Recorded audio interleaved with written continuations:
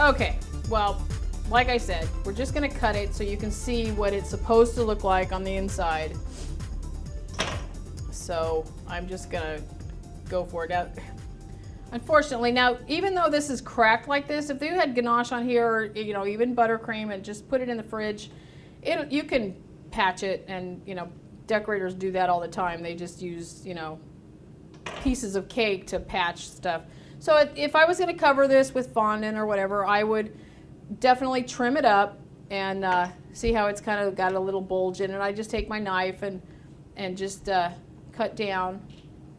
And just, you know, you just trim it just like any other cake, hopefully. Anyway, so that kind of went in a little bit. But okay, let's just cut it and see what we got, okay?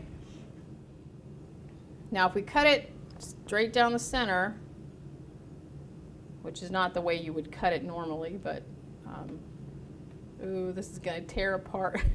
This may be a disaster waiting to happen.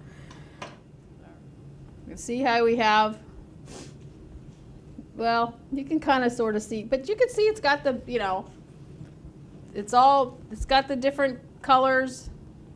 And if your cake was firmer and, you know, a much better texture, you know, I normally, when I bake my my cakes, I add an extra egg to a cake mix and the flour, and that makes it so much sturdier, and it makes the crumb much tighter. So this is definitely, I knew nobody was going to be eating it. I was just going to be demoing it, and unfortunately it's a very kind of crumbly cake. Okay, so guess what? This is Minecraft inside and out. So this is the way it looks. This is all that tedious little work, but we showed you a really cool trick with the rice paper and how to make it easier. It's not easy, but it's easier and a lot less time consuming. So once you get all those little squares put together, you just slap it up there and it's awesome.